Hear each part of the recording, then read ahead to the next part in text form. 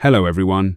Today, we are going to talk about the journey of Avery Carter, a hidden genius. Avery Carter's journey is not just an inspirational story. It contains profound lessons that each of us can relate to. In her story, we find the embodiment of some powerful principles: resilience, justice, and the power of community. These principles are not just historical ideals or theories, but practical lessons that we can apply to our own lives. Watch until the end to see the dramatic part of the story. The courtroom was filled with an air of tension as the morning session began. Spectators filled the benches, some of them local reporters who had heard the buzz about the young attorney Avery Carter, a 17-year-old who was daring to take on a fight against a landlord who had wronged not just one but many of his tenants, a teenager representing herself in a court of law, many said. She had earned the admiration of her community, but the skeptical looks from the established legal professionals and even the judge were undeniable. They didn't know what to expect, but most didn't believe she had what it took to win.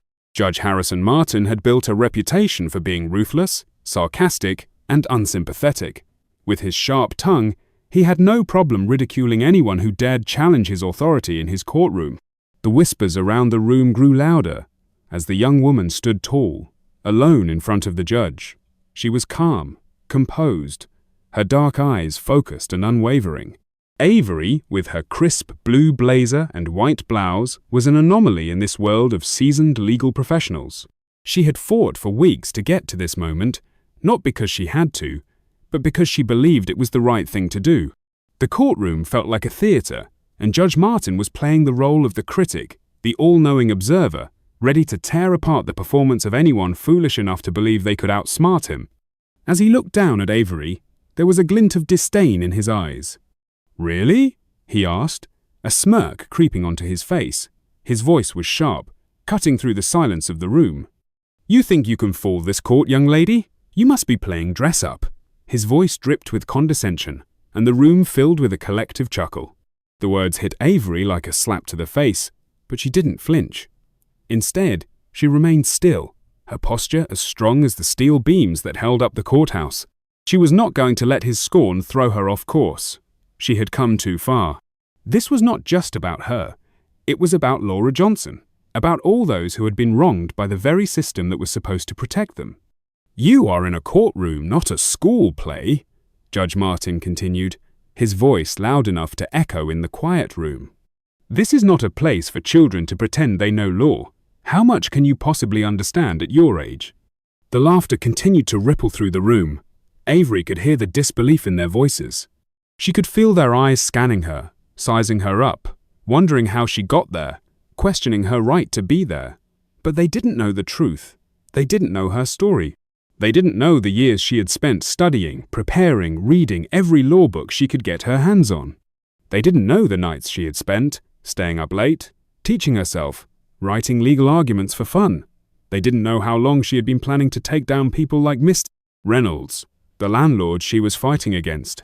Despite the humiliation being thrown her way, Avery spoke, her voice steady and firm. "Your Honor, I represent the plaintiff. I am here to fight for justice, and I assure you, I understand more than you think." There was a sharp intake of breath from the audience. Some of them had been watching with skepticism, but now they were starting to see something different in her quiet strength, a certainty that wasn't common in the usual defendants who walked into this courtroom. And despite the judge's scorn, there was a shift in the room, a moment of pause as Avery continued. "You may not believe it, but I have studied the law extensively," she said, her eyes not leaving Judge Martin. "And I know exactly how this case should be presented. I'm not here to pretend, Your Honor. I'm here to win." Judge Martin's expression shifted ever so slightly. He didn't expect that response. He had expected a stammering apology, a quiet retreat, maybe even tears. But Avery stood tall, unmoved by his mockery. The judge glanced down at the papers in front of him, no longer certain of how to respond to someone who had so confidently taken the stage in his courtroom. "Is that so?" Judge Martin said, his voice lowering. He looked at Avery, his brow furrowing. "Very well. Show us what you've got then." For a brief moment, Avery felt a flicker of doubt. Was this really the right thing to do? Was she truly capable of facing off against such an intimidating figure, such a powerful force in the legal world? She had to fight to push those thoughts away. There was no turning back now. She could feel the weight of Laura's case on her shoulders, the lives of all those who had been taken advantage of by landlords like Mr. Reynolds. The prosecution lawyer, Mr. Cole, leaned forward, his brow furrowing as he looked at Avery. He had been watching her with a mixture of confusion and disbelief, but now his eyes narrowed as he prepared to object. "I object, Your Honor," Mr. Cole interrupted sharply, his voice full of frustration. "This individual," he gestured toward Avery with a dismissive motion, "cannot possibly be who she claims to be." Avery's gaze snapped to Mr. Cole. She could feel the sting of his words, but she didn't let it show.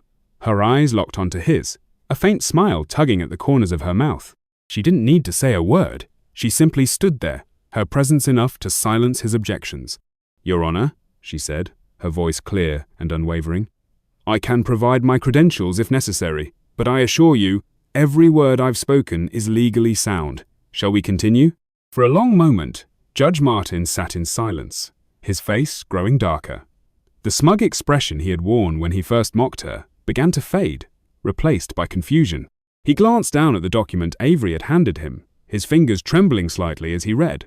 The room fell into a dead silence. The judge's voice cracked, his usual commanding tone faltering. "Who are you?" he asked, his eyes widening as if he had just realized something he couldn't believe. His hands shook as he passed the document back to his bailiff. Avery stood still, her heart racing, but on the outside, she remained poised, unshaken. She had already known what was coming. The document she had handed over was her proof. She wasn't just a teenager playing dress-up. She had passed the bar exam 2 years ago, at the age of 16. She was a certified legal prodigy. She had been practicing law in secret for years, using her extraordinary abilities to help those in need. The room was filled with gasps. Mr. Cole sputtered in disbelief. Some of the spectators in the back rows stood and whispered amongst themselves, incredulous at what they had just witnessed. Judge Martin's face had turned a deep shade of crimson. His mouth opened and closed, but no words came out. He looked at Avery like he had never seen her before, and for the first time in his career, the judge felt a sense of vulnerability. "Who are you?" the judge demanded again, his voice cracking. Avery reached into her satchel, pulled out the bar certificate, and handed it to the bailiff. She met the judge's gaze as he read it, slowly, carefully. When he finished, there was no smugness, no mocking laughter, just silence. Avery knew the battle had just begun. She had proven herself, but this was just the first step in a much larger war.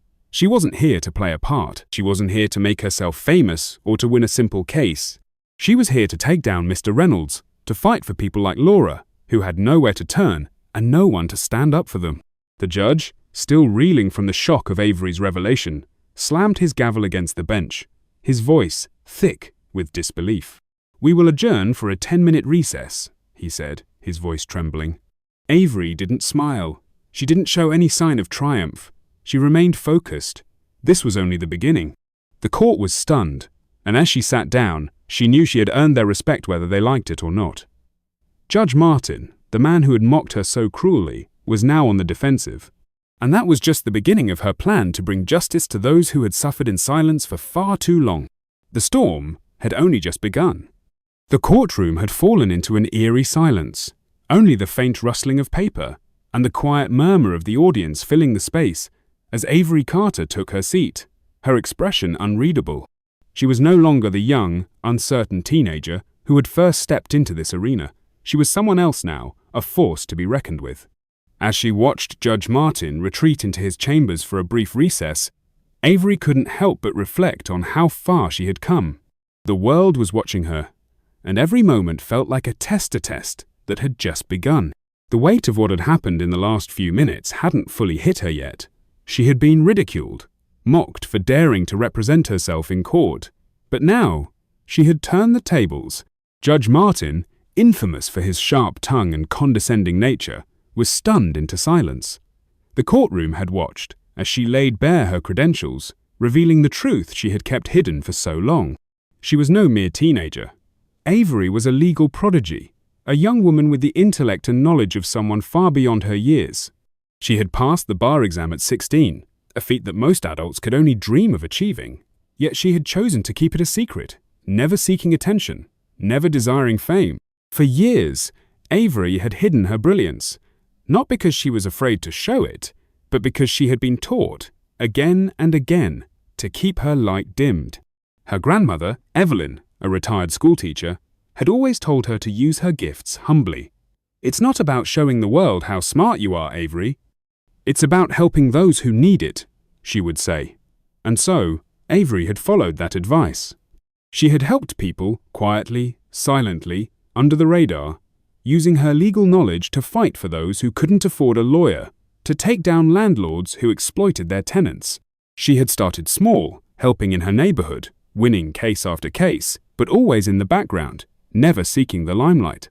She had kept her identity hidden, letting others take the credit for the work she had done. But now, that was changing. The time for silence was over. As the recess began, Avery sat motionless. Her heart is pounding. She had revealed her secret, her hidden genius, but the journey was far from over. She could feel the eyes of everyone in the room still trained on her. And while they were no longer mocking her, she could sense that the respect they now had for her was tempered by suspicion and doubt. Mr. Cole, the opposing attorney, still hadn't fully recovered from the shock of her revelation. He had been so sure that Avery was nothing more than a naive teenager who had no business in the courtroom. Now, he was left reeling, trying to process what had just happened. Avery's mind began to race. She knew that Judge Martin, despite his shock, would likely be furious at having been made a fool of. He was the kind of man who thrived on control, who prided himself on his ability to dominate the courtroom, and she had just taken that from him. This wouldn't be the end of it. Mr. Reynolds, the landlord she was up against, had resources, connections, and the power to drag this case on for as long as he wanted. She was up against more than just legal arguments. She was up against a system that favored the wealthy and powerful. Her thoughts were interrupted as Evelyn, her ever-supportive grandmother, leaned in close to her. "You're doing great, Avery," Evelyn whispered, her voice filled with pride and concern. "But don't let them intimidate you. You fought for people like Laura Johnson, and now you're fighting for yourself, too." Avery smiled softly, grateful for her grandmother's unwavering belief in her. Laura Johnson, the woman whose case had brought Avery into this courtroom, had been in a battle of her own. A single mother, struggling to make ends meet, had been falsely accused of breaking her lease by her landlord, Mr. Reynolds. The case was straightforward, but the stakes were high for Laura. Without Avery's help, she would lose her home. But now, Avery wasn't just fighting for Laura. She was fighting for every person who had been taken advantage of by landlords like Mr. Reynolds, and for every voice that had been silenced by a system that turned a blind eye to injustice. This was bigger than one person, bigger than one case. Avery was no longer just a teenager in over her head. She was a force, and she was ready to show everyone what she was capable of. As the court session resumed, Judge Martin took his seat, his face still flushed with disbelief. He was no longer the arrogant, mocking figure who had belittled Avery just an hour ago. Now he was a man struggling to regain control. He glanced at Avery, his gaze no longer filled with ridicule, but with an unsettling mixture of wariness and respect. This was a new kind of fight, one that neither he nor Mr. Cole had expected. "You may proceed, Miss Carter," Judge Martin said, his voice low but stern. "But remember, you're still representing your client in a very serious matter." Avery nodded, taking a deep breath as she stood. Her heart was still racing, but now she felt a strange sense of calm. This was her moment. She wasn't just here to defend Laura anymore. She was here to prove something to herself, to everyone who had doubted her, and to all the people who had been wronged by people like Mr. Reynolds. She began with clarity, her words cutting through the tension in the room like a hot knife through butter. Mr. Cole was still shaken, but he tried to recover, leaning forward as he attempted to disrupt her flow. He objected again, but Avery was ready. She knew what was coming. She had prepared for this, and she wasn't going to let him derail her. "Your Honor," Avery said, her voice unwavering, "I would like to submit additional evidence that further undermines the defense's claims." The room grew still as Avery handed over a series of documents, mails, receipts, and contracts, each one meticulously organized, each one dismantling the false claims made by Mr. Reynolds.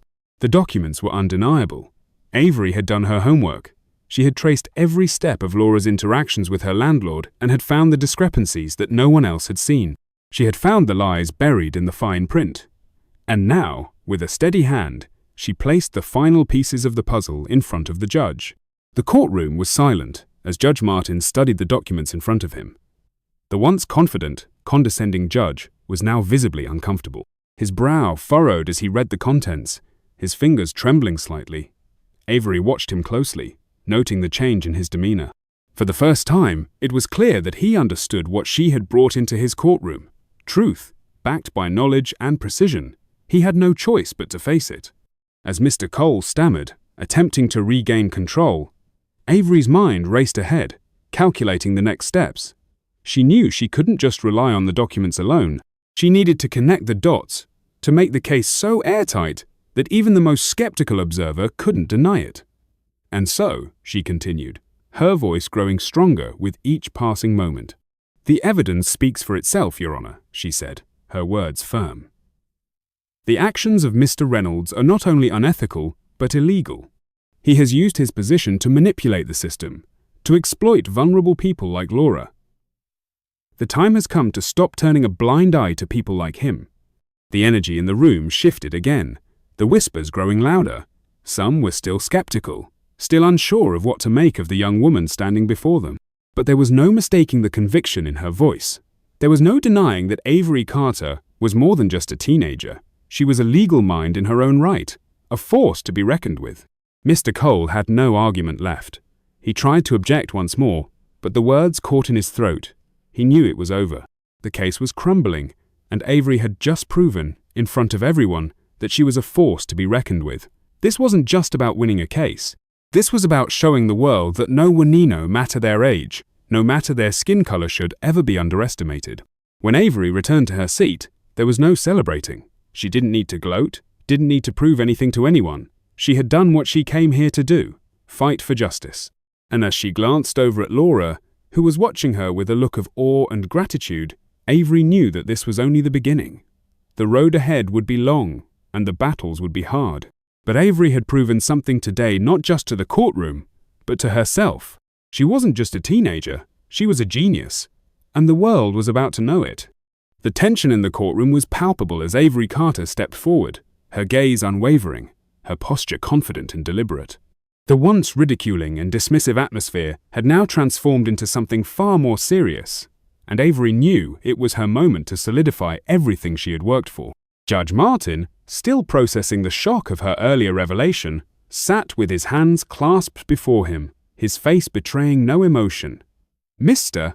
Cole, the opposing attorney, had recovered somewhat from the shock, though it was clear his confidence had been shattered. Avery had proven herself to be more than just a teenager in over her head. She had shown him and everyone in the room the true power of determination, intellect, and truth. But as the courtroom settled into silence, Avery couldn't help but feel a weight on her shoulders. The stakes had risen significantly since the earlier revelations.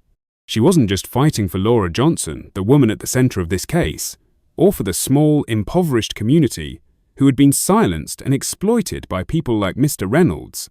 No, now Avery realized she was fighting for something larger. She was fighting for every person who had ever been underestimated, every young person who had been told their age, their skin color, their gender, or their background made them less than others.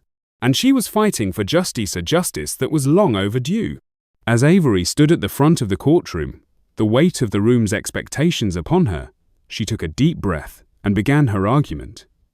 Her voice, steady and resolute, broke the silence. "Your Honor, members of the court," she began, her words measured but filled with unshakable conviction, "the evidence before you today tells a story of exploitation, manipulation, and the abuse of power by Mr. Reynolds, a man who, for far too long, has used his position as a landlord to take advantage of people like Laura Johnson. His actions are not just unethical, they are illegal, and it is time for him to be held accountable." There was a moment of silence, the weight of her words hanging in the air. Avery could feel the eyes of everyone in the room on her, some with skepticism, some with dawning respect, but all of them listening intently. The room was no longer filled with mockery. No, now it was filled with a hum of anticipation, as if everyone was holding their breath, waiting for the next move. She continued, her voice unwavering. Mr. Reynolds has falsely accused Laura of breaching the terms of her lease, of violating conditions that he himself created. He has falsely claimed that she was housing unauthorized people in her apartment, when, in fact, his sole intention has been to raise the rent for someone he believes would be able to pay more. His motives have nothing to do with justice or the rule of law. They are rooted in greed and exploitation. I submit to you today, Your Honor, that Mr. Reynolds is not the victim here.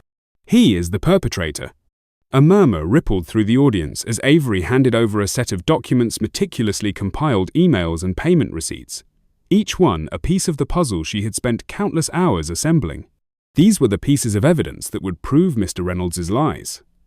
The crowd grew quieter as the judge began examining the papers. Avery could sense the shift in the room as Judge Martin read through the documents. His brow furrowed, and for the first time his confident, dismissive demeanor began to crack. Avery could feel her pulse quicken, but she kept her composure. She had anticipated this moment, she had prepared for it. There are discrepancies in these emails, Your Honor, she continued, pointing out the key moments when Mr. Reynolds had contradicted his own story. These emails between Laura and her landlord prove that Mr. Reynolds has been lying about the terms of her lease. His claims are simply not true. The evidence is clear, and it is irrefutable. As Avery spoke, Mr. Cole rose from his seat, clearly perturbed. He attempted to interrupt her, his face reddening with frustration. He had been caught off guard by her earlier revelation of her true identity and her credentials, and now he seemed to be scrambling, looking for a way to counter her solid argument. Your Honor, Mr. Cole began, his voice shaking slightly with irritation. This evidence is circumstantial at best. We have no way of knowing if these emails are authentic or if they've been tampered with. I request that we be granted time to review and authenticate these documents before they are considered as evidence. Avery's gaze remained fixed on him, her expression calm but unwavering. She had anticipated this move. Mr. Cole was trying to buy time, to throw a wrench in her momentum. But Avery wasn't going to let that happen. She had a plan, and she knew exactly what to do. Your Honor, she said, her voice cutting through the room, I have anticipated this exact argument. In fact, I've brought additional proof with me. Here is the chain of custody for these emails, including verification from a certified digital forensics expert. Avery handed over a separate document, this one, detailing the forensic analysis of the email records. She had left no stone unturned. Every detail had been checked and rechecked. There was no way Mr. Reynolds could escape the truth now. The courtroom was still as Judge Martin scanned the document. He could no longer deny the authenticity of the evidence laid before him. For the first time since the case began, Avery saw the flicker of doubt cross his face. He glanced at Mr. Cole, who was visibly rattled, then back to the evidence in his hands. Mr. Cole's objections had lost their steam. Mr. Cole, Judge Martin said, his voice sharper now, you will have no time to review this evidence further. The court has seen enough. Your client's testimony is directly contradicted by the evidence presented here. I will not tolerate further delays. Avery could feel the tension in the air shift once more, this time in her favor. Mr. Cole, still stunned, sat down with a huff, his face flushed with a mixture of disbelief and frustration. The courtroom was silent, the audience waiting to see what Avery would do next. She had exposed the flaws in the landlord's case, but there was still more to be done. Avery looked to Laura, who was seated beside her, her hands trembling with anxiety. But Avery squeezed her hand gently, offering her a reassuring smile. They were in this together. Avery had promised Laura that she would fight for her, and she wasn't about to stop now. Your Honor, Avery continued, I'd like to address the behavior of Mr. Reynolds and his legal team throughout this case. They have not only lied, but they have also attempted to intimidate Laura. This is not just about the legalities of the lease.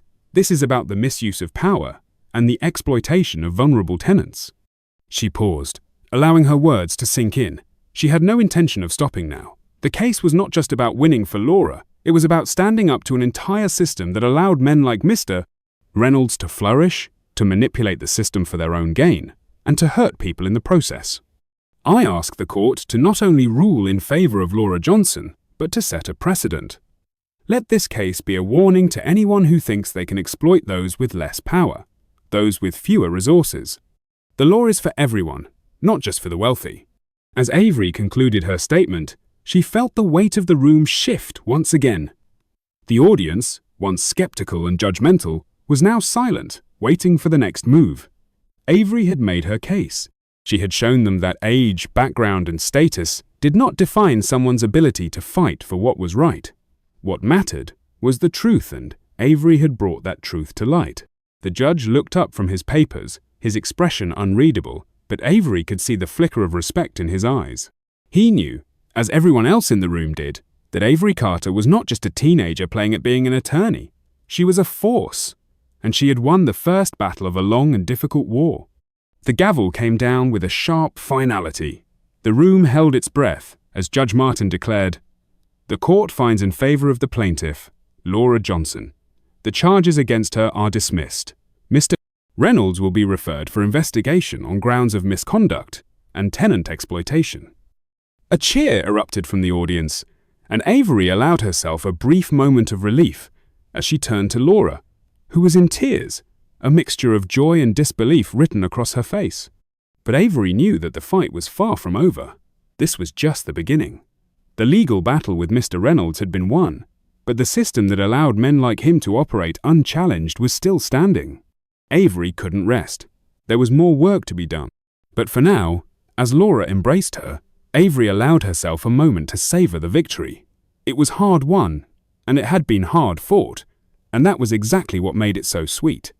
The moment Avery Carter stepped into the courtroom for the next round of legal proceedings, she could feel the weight of the stakes bearing down on her more heavily than ever. The gavel had struck in her favor earlier in the case, but she knew that this battle wasn't over. If anything, it had only just begun. Mr. Reynolds had been knocked down, but now his defense team, led by the ever-smug Mr. Cole, had devised a new strategy, a counterattack, designed to stall, confuse, and drain Avery's resolve, was now in play. As the day of the hearing began, Avery's mind raced with possible tactics and strategies, every scenario playing out in her head. She had spent sleepless nights preparing for this moment, knowing that Mr. Reynolds' team would do everything in their power to save face and, if they could, destroy her credibility. They had already been caught lying, manipulating evidence, and trying to discredit Laura Johnson, but she knew they weren't done yet. There was still the possibility of an appeal or, worse, a countersuit. Avery had walked into the courthouse with confidence, but there was a simmering anxiety in her chest, a constant reminder that this was more than a simple legal case. This was the culmination of everything she had fought for. It was no longer just about Laura, it was about holding the powerful accountable and fighting against the deep-rooted corruption that had long plagued tenants like her, like Laura, and countless others who were forced to endure the oppressive grip of landlords like Mr. Reynolds. As the courtroom filled with the usual buzz of legal activity, Avery took a seat beside Laura, who was visibly nervous.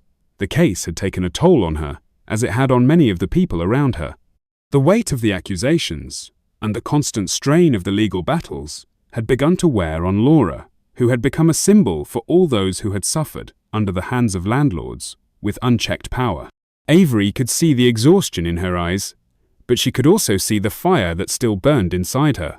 Laura had come so far, and Avery wasn't about to let her down now. She couldn't. Mr. Reynolds had tried to break them down, to make them question their fight, but Avery had learned something valuable in the process. The law was not just a set of rules, it was a weapon that could level the playing field. If they could use it right, they could win. The door to the courtroom opened with a sharp creak, and in walked Mr. Reynolds, his expression dark and full of bitterness. His legal team, led by Mr. Cole, followed behind him like a pack of wolves, each one determined to make sure that their client didn't walk away empty-handed. Avery watched them take their seats at the defense table, their smug faces betraying a quiet confidence. But it wasn't the arrogance of a team on the verge of victory, it was the desperation of a team that knew they were on the edge of defeat. "Court is now in session," the clerk announced, and the room fell silent. Judge Martin entered, his usual stoic demeanor, a mask that hid the scrutiny in his eyes. He took his seat behind the bench, his gavel striking firmly to begin the proceedings. Avery stood, her posture straight, her resolve unshaken. She knew that whatever came next, she had to be ready. "Mr. Cole," Judge Martin began, looking over at the opposing attorney, I understand you have new evidence to present today. Please proceed. Mr. Cole stood, pulling a folder from his briefcase, his fingers hovering over the papers as though he was about to unleash something powerful. Avery was prepared for this. She had expected him to come with some new tactic, some last-ditch effort to salvage his client's reputation. But Avery had made sure that whatever they brought, it would not be enough. Your Honor, Mr. Cole began, his voice smooth but tinged with a hint of desperation. We are here today to address the recent developments in this case. My client, Mr. Reynolds, has been unfairly accused of gross misconduct. As we all know, the claims against him have been thoroughly examined and dismissed by this court. However, Miss Carter and her legal team have not presented all the facts. There is crucial evidence that has been withheld, information that could change the course of this case. We request an immediate review of this new evidence. Avery raised an eyebrow but said nothing. She had already anticipated this move, and she wasn't about to let Mr. Cole manipulate the court again. She had prepared her own counter-strategy, one that would ensure that Mr. Reynolds and his team couldn't pull any more tricks. The folder Mr. Cole had presented was passed to the judge, and as he flipped through the papers, Avery felt a flicker of unease deep in her chest. Mr. Cole was a seasoned lawyer, and if he had truly discovered something new, it could change everything. But Avery trusted her instincts. She knew Mr. Reynolds was guilty. He had already been exposed as a fraud, and no new evidence could change that. After a few moments, Judge Martin looked up from the folder, his expression unreadable. This is indeed new evidence, the judge said, his voice steady but hinting at the weight of the moment. However, I must ask the defense to explain how this evidence was not presented earlier in the trial. Why has it come up only now? Mr. Cole shifted nervously, but his tone remained firm as he replied, Your Honor, these documents were only recently uncovered. They were not available to us during the initial proceedings, and their relevance has only just become clear. Avery could feel her heartbeat quicken as the courtroom murmured. This was the turning point. If Mr. Cole succeeded in getting this new evidence admitted, it could potentially delay the case further, costing her team valuable time. But Avery had worked too hard to let this slip through her fingers. She had to act fast. Your Honor, Avery said, rising to her feet, her voice cutting through the tension like a blade. I must object to the introduction of this evidence. As Mr. Cole has just stated, these documents were recently uncovered, which means they were not available at the time of discovery. The court has already seen the evidence that disproves Mr. Reynolds' claims. We've already established that the defendant is guilty of attempting to evict Miss Johnson under false pretenses. If we entertain this new evidence now, we risk derailing the entire process. Avery's words hung in the air for a moment before the judge spoke. I understand the concerns raised by both parties, Judge Martin said, pausing before continuing. We will take a short recess to review these documents thoroughly. Court will reconvene in 30 minutes. As the gavel came down, Avery felt her stomach tighten. The next 30 minutes would be critical. Mr. Cole had introduced his evidence, but Avery wasn't about to let him get away with using it as a weapon. She had already planned her next move. Back in the courtroom's waiting area, Avery huddled with Laura, Aaron, and Clara. Aaron, her trusted ally and tech expert, had already reviewed the documents and uncovered some inconsistencies. Avery had no doubt that Mr. Cole was trying to pull a fast one, but now was the time to expose it. Avery, I've found something, Aaron said, his voice urgent. These financial records, supposedly showing Laura's hidden incumbent, add up. They're inconsistent with the bank statements we already have. I think they've been fabricated using software to create fake transactions. I'm sending you the detailed report. Avery's heart raced as she read through Aaron's findings. Mr. Cole and Mr. Reynolds had underestimated her. The new evidence wasn't just flawed, it was a forgery. She had everything she needed to expose the truth. When the court session resumed, Avery stood once more, the weight of the moment heavy on her shoulders. She had to be calm, controlled, and decisive. The room fell silent as she approached the judge, holding the document Aaron had just sent her. Your Honor, I would like to submit evidence showing that the financial records presented by Mr. Reynolds' defense team are fraudulent, Avery said, her voice unwavering. I have a detailed report from a certified digital forensics expert that proves the transactions in question were fabricated using software. These documents are not legitimate, and I request that they be dismissed." Mr. Cole stood, his face a mask of fury. He attempted to speak, but Avery cut him off. "Mr. Cole, you can attempt to dispute this, but the evidence is irrefutable. You've already attempted to mislead this court once, and now you're trying to do it again. I ask that the court consider the truth, not the lies that have been presented." The judge, who had watched the proceedings unfold in silence, turned his gaze to Mr. Reynolds as attorney. Mr. Cole fumbled for words, but there was nothing he could say. The proof was in front of him. Judge Martin's voice rang out, firm and resolute. "The court finds the evidence presented by the defense to be inadmissible. The new documents are a deliberate attempt to mislead this court. I will refer this matter for further investigation." The charges against Miss Johnson remained dismissed. The courtroom erupted into a mixture of murmurs and gasps. Avery stood tall, a quiet smile tugging at the corners of her lips. The fight had been fierce, but the truth had prevailed. Mr. Reynolds had tried to counterattack, but his attempts had failed. Avery had once again proven that the law, when wielded with integrity and knowledge, was an unstoppable force. As the session adjourned, Avery turned to Laura, who was in tears, her relief palpable. Avery placed a hand on her shoulder, offering a soft but knowing smile. "We did it," Avery whispered. But in her heart, Avery knew that the real victory wasn't just about winning this case. It was about what came next, exposing the systemic corruption that allowed people like Mr. Reynolds to hurt others, and making sure that this victory would inspire the next generation of advocates for justice. The courtroom, once a battleground where injustice loomed at every turn, was now quiet. Avery Carter stood at the front of the room, her back straight, a smile gracing her face. This smile was not born out of a momentary victory. It was a smile that reflected years of struggle, relentless pursuit, and a deep, burning passion for justice. It was a smile that said, "I've done it. We've done it." Behind her, a group of individuals stood: her grandmother Clara, her trusted friend Aaron, and of course Laura Johnson, whose life had been forever changed by Avery's determination to stand against a system that sought to silence her. They were all here together, not just as witnesses to a singular victory, but as a symbol of something far greater, the inception of something new, something that would alter the course of history for those who had long been overlooked and oppressed. Avery had become the face of change, but her journey was far from over. The fight that began with a single eviction case had blossomed into a movement, one that would continue to grow and spread its wings far beyond the small courtroom where it all started. The echoes of that victory, as resounding as they were, had paved the way for something larger, something that would ripple through the system in ways no one could predict. Avery's decision to take on Mr. Reynolds, a landlord, with a long history of exploitation, had been personal.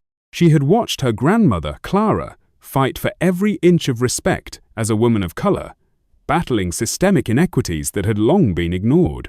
Growing up in Chicago, Avery had seen her community struggle, trying to survive in a system designed to keep them marginalized. It wasn't just the fight against one evil landlord. It was a fight to create a ripple effect that would echo through neighborhoods, schools, and eventually the corridors of power. In the months after Laura Johnson's case, Avery's name began to circulate. News outlets local at first, then national started picking up on the story of the young attorney who had toppled a powerful figure in the real estate world. The headline, "Teenage Prodigy Takes Down Corrupt Landlord," made waves, but Avery knew that her fight had only just begun.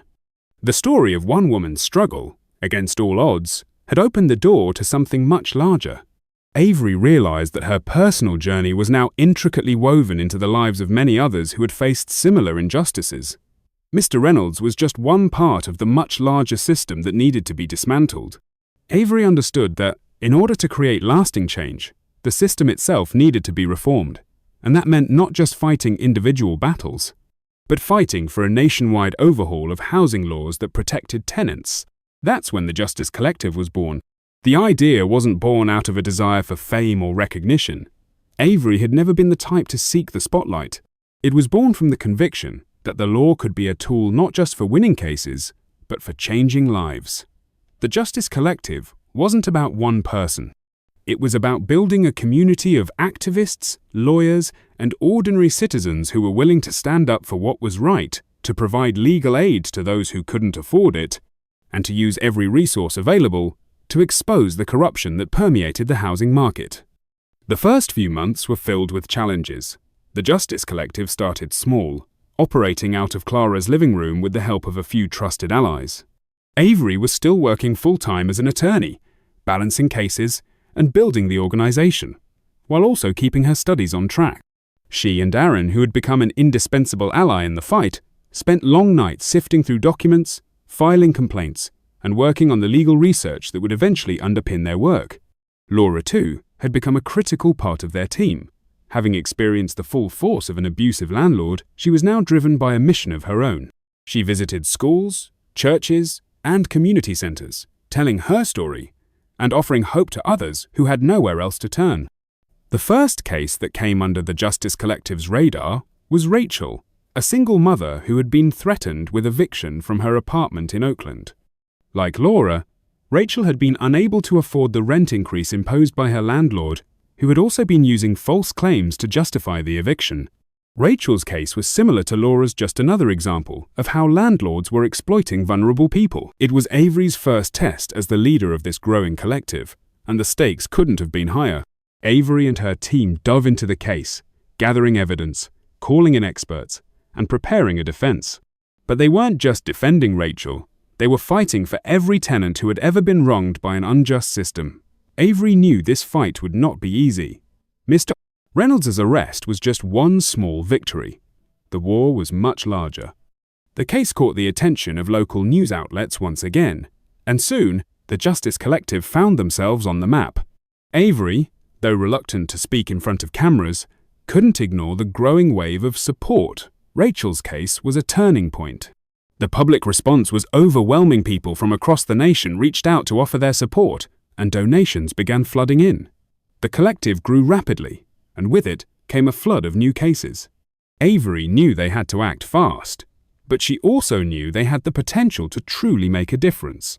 Months passed, and the Justice Collective began to gain traction. Avery's leadership, paired with Aaron's tech expertise and Laura's advocacy, created a powerful combination. Clara, ever the teacher, continued to support and guide Avery with her wisdom, keeping the team grounded in their original mission. But despite their success, Avery never lost sight of what had brought her here at the fight for justice, for the unheard voices of the vulnerable.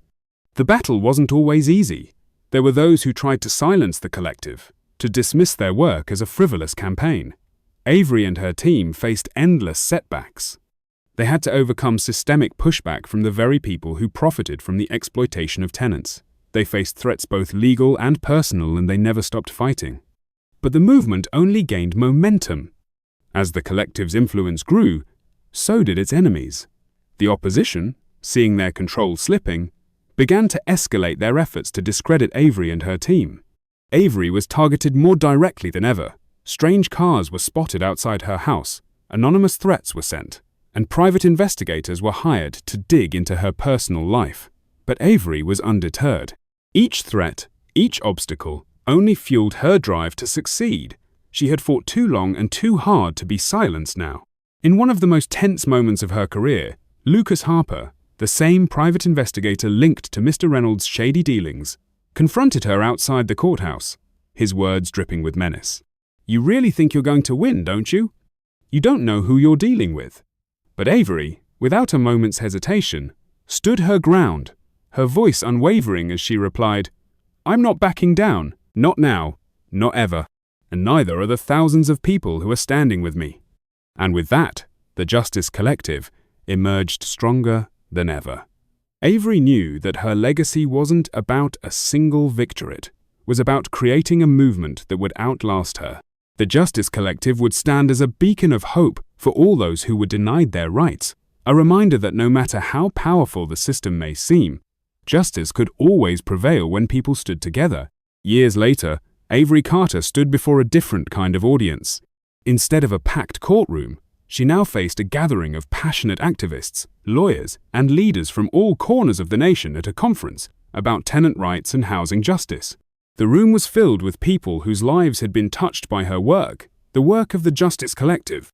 Avery had long since left her position as an attorney, but her heart remained with those fighting for justice. She had created something monumental, a nationwide movement dedicated to tenants' rights, reforming housing laws, and ensuring that the oppressed had a voice. Sometimes, she began her speech, it feels like the fight is never ending, like we're always up against an unmovable force. But every day, we make progress. Every day, we inspire someone new to stand up for what's right, and that's the power we hold. The room erupted in applause, not for Avery herself, but for the collective effort that she had helped bring to life. She had started with one case, one victory, but what she had built was far greater than just her own journey. It was a testament to the strength of people coming together to demand justice, to fight for those who couldn't fight for themselves. And as Avery looked out at the sea of faces, she knew one thing for certain. The legacy of the Justice Collective would live on, and it would continue to shine brightly for generations to come. The journey of Avery Carter is one of defiance, resilience, and the unyielding pursuit of justice. From the very beginning, she was a young woman who faced adversity with strength and determination. Born and raised in the rough neighborhoods of Chicago, Avery witnessed firsthand the exploitation, manipulation, and systemic inequality that plagued her community. But rather than being broken by these injustices, she chose to challenge them head-on. Her fight started not with grandiose ambitions of fame or success, but with a simple, deeply human desire to right a wrong. Avery wasn't looking to become a hero, but in many ways, that's exactly what she became. She started with one eviction case an issue so many working-class families across the country deal with daily, and that one case grew into something far greater than anyone could have imagined. It was in that small courtroom where Avery took her first steps toward greatness, standing as a defender of justice when others doubted her ability. The contempt, mockery, and dismissive attitude she received from Judge Patterson and the legal establishment should have been enough to make most back down, but not Avery. She knew the stakes.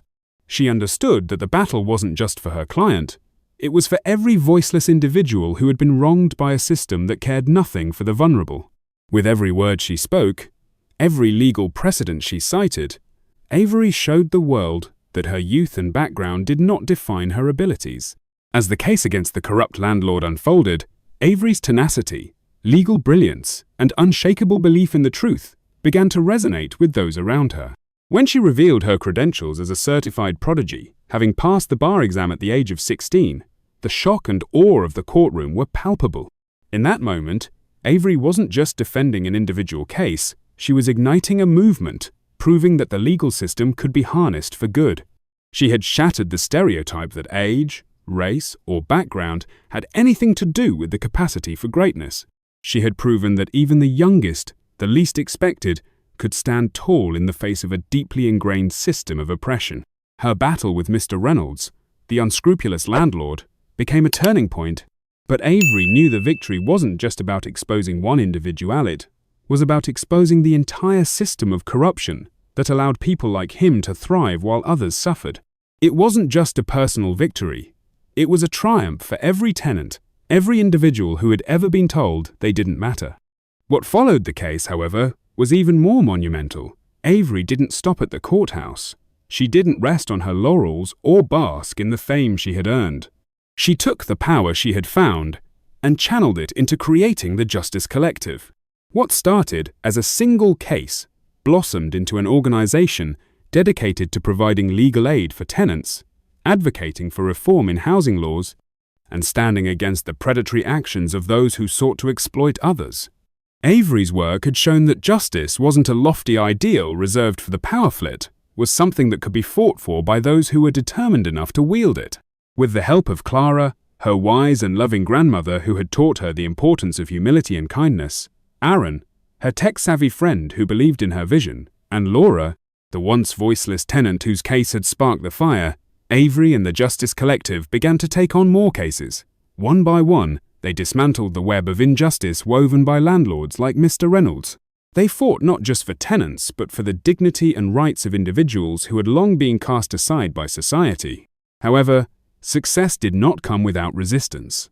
The more Avery and her team achieved, the more they were targeted. The attacks on their character, their credibility, and their integrity grew stronger. The more they fought, the deeper the corruption they uncovered seemed to run. Yet, Avery never wavered. Each threat and each obstacle, instead of making her falter, only deepened her resolve to push forward. She understood that justice was never easy to attain, and that every step toward equality required the courage to face the darkest corners of society. Avery's story was not just about legal victories. It was about the power of perseverance. It was about the courage to keep going even when the odds seemed impossible, even when every force around you seems intent on seeing you fail. Her journey proved that one person, standing alone or alongside a group of like-minded individuals, could spark change. The Justice Collective grew in influence and began to shape public policy on housing rights. Avery's reputation spread beyond Chicago to Oakland, New York, and Los Angeles, and soon they were tackling cases that affected entire neighborhoods. It was no longer just about winning cases. It was about changing the very system that allowed exploitation to thrive. Avery had proven, through her own actions, that while systemic change might seem daunting, it could begin with a single courageous person standing up and saying, "No more." Through the Justice Collective, Avery became a leader, not just in the legal field, but in the larger fight for equity and justice. She began to mentor younger generations, instilling in them the same passion for justice that had fueled her own journey. The organization she had built stood as a beacon for all those who had been left behind by the system.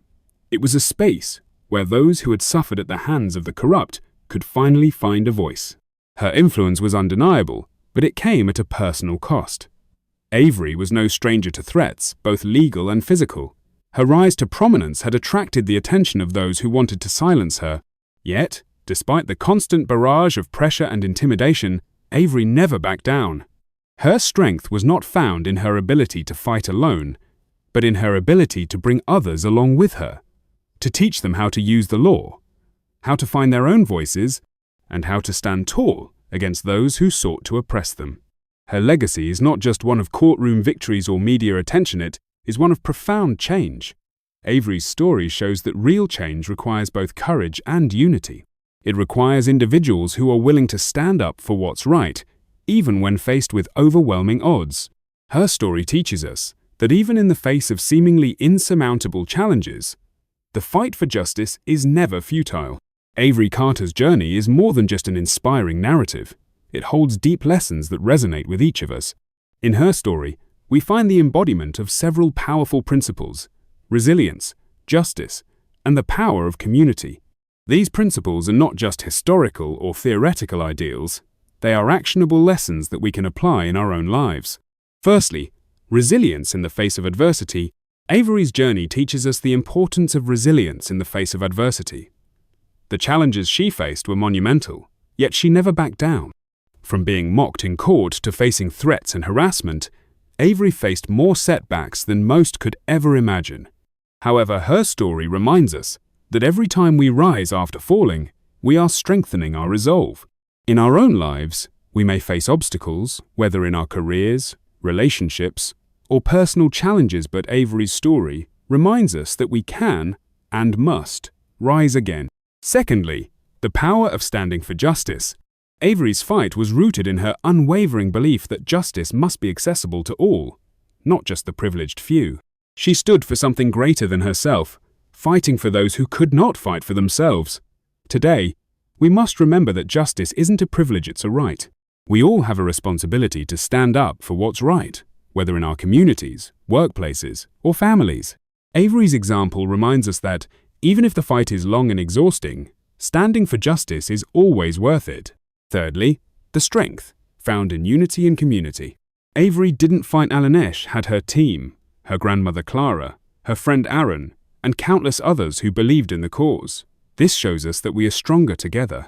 In a world that often encourages individualism, Avery's story teaches us that collective action can bring about true change.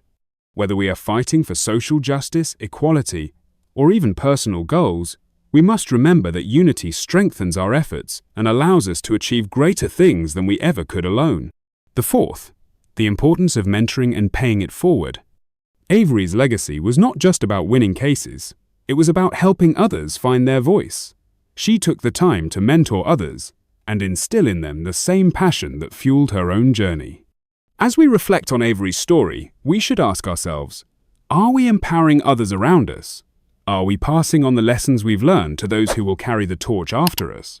Just as Avery helped others rise, we too must pay it forward and support the next generation of leaders and advocates. If Avery's story has inspired you, I invite you to join the movement. Subscribe to this channel to continue following stories of resilience, courage, and justice. Your support will enable us to continue sharing these powerful narratives, bringing awareness to important causes and inspiring others to stand up and make a difference. Together, we can create lasting change. Let's keep pushing forward, one story at a time.